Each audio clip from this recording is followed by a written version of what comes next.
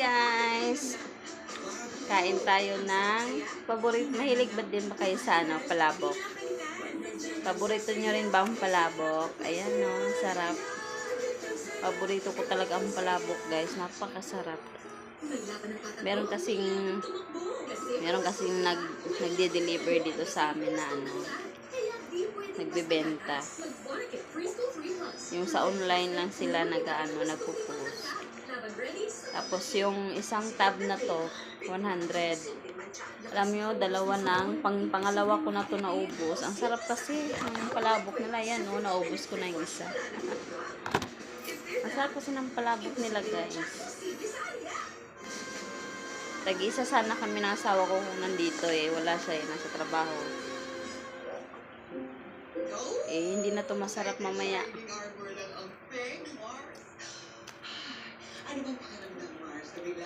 Kaya nabitin ako.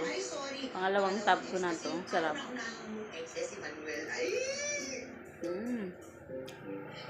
Hindi nakakaumay ang palabok.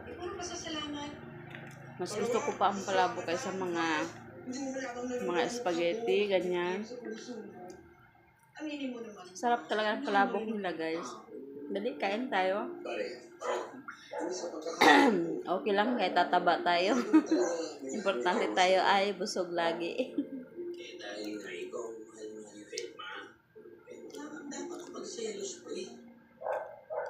Hindi ako nasasawa ng palabok na to. Hindi siya nakakaumay. Walang mali siya yung pagtulong ni Noah. Mars, huwag kang pakasure na walang Sabang nanonood tayo ng movie. Girl! Mare, hindi ko nga siya baka may makalilig sa'yo. Kung ikaw yung nasa lugar ko, halimbawa, may umakalitig kayo malimas. Sarap talaga. Tapos yung pumuporma niyo, dati niya kalimas. Mahilig din ba kayo sa palabok? Okay lang ba sa'yo? Siyempre hindi. Pasawa ko yun Yung aalig-aligid na yun, kulpisado sa akin yun, pre. Saka masarap yung lasa niya. Hindi siya, hindi siya maalat. Tamang-tama lang yung niya. Tama-tama lang talaga yung lasa niya. Yun ang nagustuhan ko sa niya, lasa niya. Tama-tama lang. Bakit? Ipigilan mo ba? Hindi nagsisilos ka na. Mars, wala namang dapat ipag-alala si Manuel. Alam naman niya na siya yung mahal ko. Sarap to sa guys, sa Pasko. Ano Mars, natin yung tatapos? Kasi hindi ako marunong magluto nito. Bakit bigla siyang bumalik? Saka, bakit bigla ka niya tinulungan? Dahil mahal niya si Pauline? At hindi nagbago yun. At hindi na nagbago ang feelings niya para sa'yo. Mars! Sila bago pa rin si Noah sa'yo! Ay, tumigil ka na. Tigilin mo na yan. Nervous ako sa'yo. Mars, bakit tayo sa buwan sweldo mo, Ben? Kalahating buwan sweldo kasi hindi pa nagpapadala si Maya. Sure, Mars. Oo, naman talagang bigyan ng mali sa'yo pagtulong ginawa. Siyempre, nakaka-consensya. Mayenda tayo. Iisip ako pa rin masama. Kaya lang, hindi ko maiwasan na isipin yun. Sarap kasi kumain, Mahal mo si Manny Telma. Nakakapangit lang kasi pare. Kasi nung wala ako, sinuwa na nga yung pumupunin ng pagkukulang ko. Kasi ngayon pare, nandito na ako sa pare.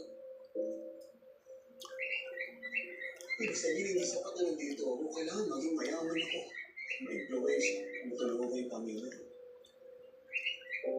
Alam mo ba, pwede naman makatulong sa ibang paraan Kagaya nito. Ayan inaaral mo yan para makarakit-rakit ka. Oo nga, pare po. Hindi talaga ako papayat nito kasi.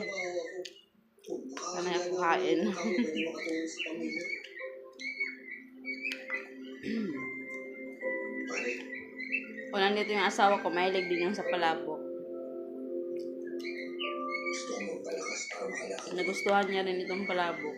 Siguro may ibang paraan pa para makalakad ka. Pare, basta para sa pamilya ang gagawin. Marami kasi siyang Maraming nilalagay kaya masarap. Malapit na yung retirement niyo. Kailangan niyo support.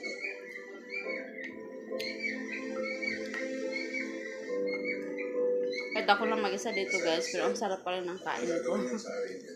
Is to verify your plea as accused. At yung mga... Basta gusto ko yung pagkain. Masarap talaga ang kain ko. Nay, natatakot po ako. Hindi ko po ata kaya ito. Anak, sasamahan ka namin sa loob para supportahan ka.